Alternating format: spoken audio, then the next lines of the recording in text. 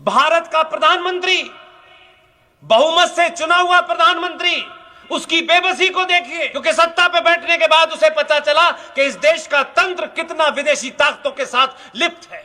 सत्ता बदली है, अभी व्यवस्था नहीं बदली। व्यवस्था के तार बड़े गहरे हैं। और यह बात आपको इसलिए समझाना चाहता हूं कि हम समझते हैं कि देश का सबसे ताकतवर आदमी प्रधानमंत्री होता है। प्रधानमंत्री के पीछे कितने करोड़ लोग हैं, वही ताकत होती है। आप अपना काम करके चले जाइए। आपने अगर ईमानदारी से करा है तो आज मेजर जनरल जीडी बख्शी की जेर क़यादत में, उनके नेतृत्व में एक मुहिम चली। कर्नल आर.एस.एन. सिंह, सुशील पंडित, प्रोफेसर कपिल कुमार, ललित अंबरदार, ये तमाम, प्रोफेसर पवन सिन्हा, ये 10-12 लोग जिनका किसी राजनीतिक दल से कोई लेना देना नहीं है। बहुत लोगों ने कहा कि आप मोदी के इशारे पे काम करते हैं, लेकिन हमने कहा हमें इशारा दिखाई नहीं दे रहा, कहां से आ रहा है। हम आज तक जीवन में मिले नहीं उन बेचारों से, न मिलने की कोई हमारी तमन्ना है। हम उस लाइन में है ही नहीं जिस लाइन में लोग लंबी लंबी कतारें धक्के दे के खड़े हैं। एक मुहिम चलाई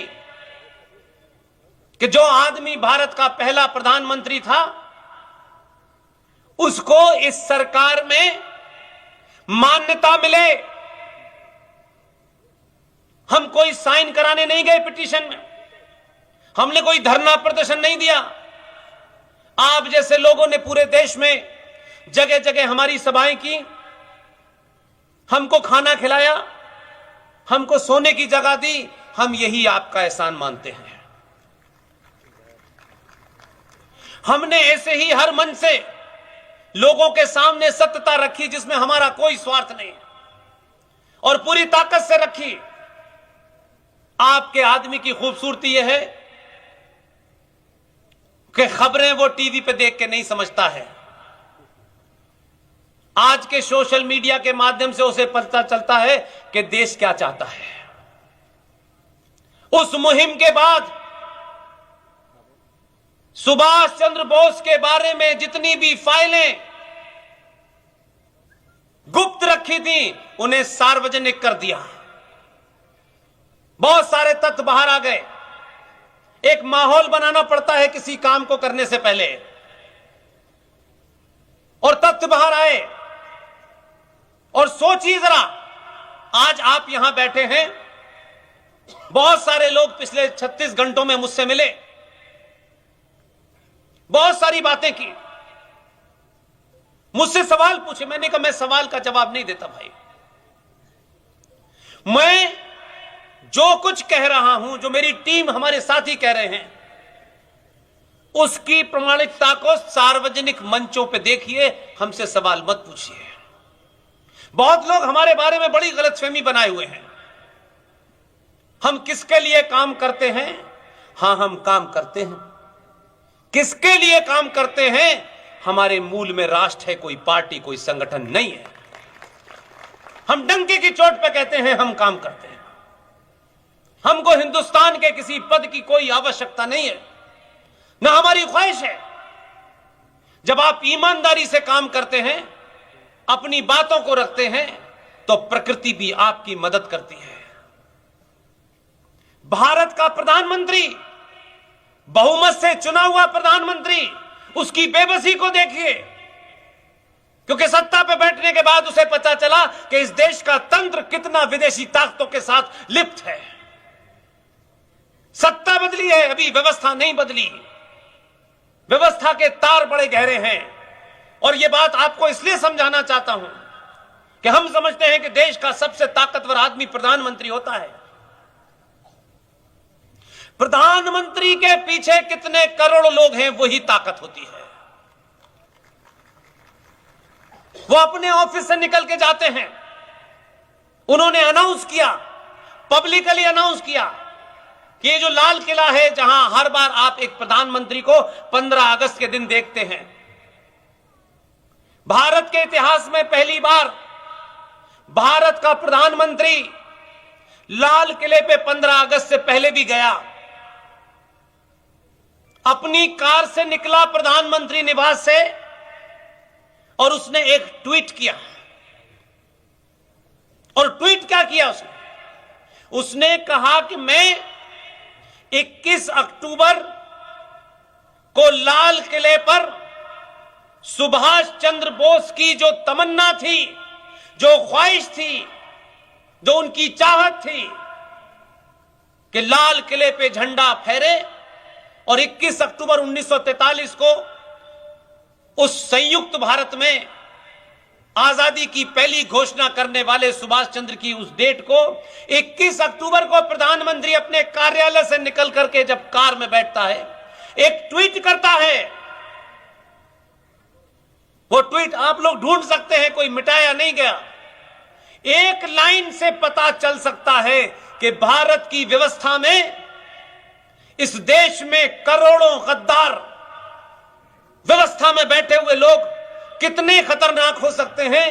पूर्ण बहुमत से जीता हुआ प्रधानमंत्री, उसने लिखा कि मैं लाल किले पे झंडा फहराने जा रहा हूं, लेकिन मुझे मालूम है कि लोग मेरे बाल नोच लेंगे।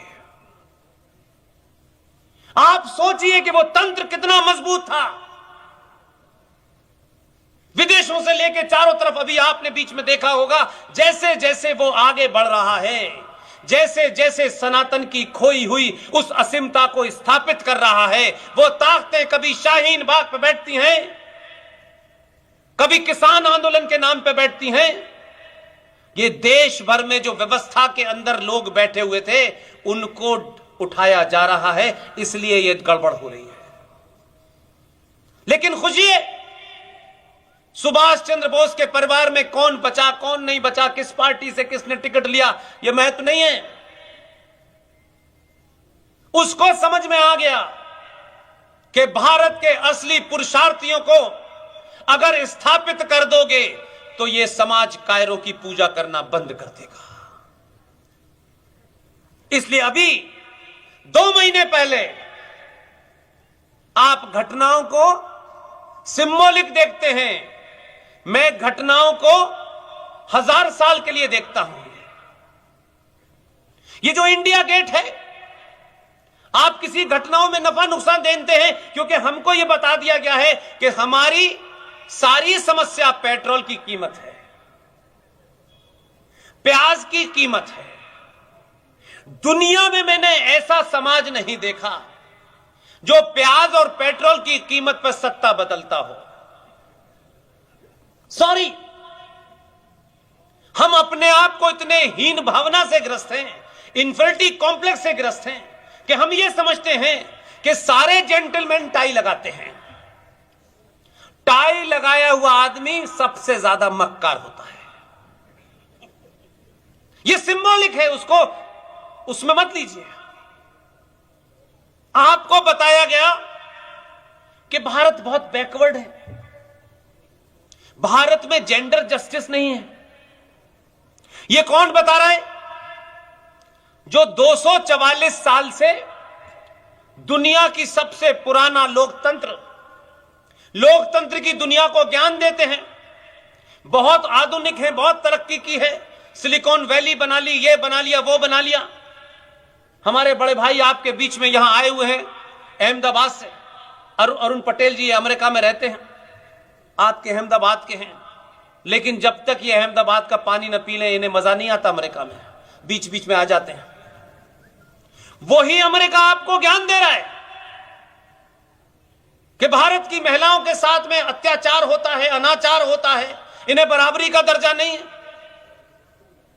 244 साल में उस अमेरिका ने जो महिलाओं की बराबरी की बात कर रहा है, एक बार भी हिम्मत नहीं हुई कि राष्ट्रपति किसी महिला को बना पाता। हमसे जेंडर जस्टिस की बात करने वाले लोग, इतनी लंबी हम कालखंड में गुलाम रहने के बाद भी हमारे देश में एक महिला ने 16 साल तक प्रधानमंत्री का पद संभाला। हमारे देश में एक महिला ने 5 साल तक राष्ट्रपति का पद संभाला। जो हमें जेंडर जस्टिस की ज्ञान दे रहे हैं, महिला के कपड़े उतार करके टेलीविजन पे उससे विज्ञापन कराना जेंडर जस्टिस नहीं है। महिला को शो बॉय की तरह बेचना यह जेंडर जस्टिस नहीं है। हम बहुत पिछड़े हैं, हम गरीब हैं, हमने बहुत सारे काम नहीं किए। हमारा तुलनात्मक अध्ययन करना है तो भाई हम आज 1947 की बात छोड़ दीजिए, हमारे यहां तो अहल्याबाई होलकर जब बहुत छोटी थी तब से राज संभाल लिया था, और उन्होंने राज भी चलाया और राष्ट्र भी चलाया। उनको शादी में जितने मुंह दिखाई मिले थे, यह आपको गौरव का भाव पैदा करेंगी ये घटनाएं। अहिल्याबाई होलकर को जितने पैसे अपनी मुंह दिखाई में मिले थे, उन पैसों का प्रयोग उत्तर प्रदेश में काशी के मंदिरों को ठीक कराने में लगाया। यह है हमारी संस्कृति। बहुत आधुनिक लोग हैं, आपके यहां से पॉपुलेशन के अनुपात में सबसे ज्यादा रेप होते हैं। आप हर छोटी छोटी बात पे तुलनात्मक अध्ययन करने लगते हैं कि पेट्रोल की कीमत बढ़ गई, वहां $3 बढ़ गई, आपको पता नहीं है। यहां इसलिए बढ़ गई कि यहां 80 करोड़ लोगों को कोविड में फ्री खाना भी खिलाना है। ये नहीं देखना चाहते आप। यहां कुछ लोगों को फ्री बिजली भी चाहिए।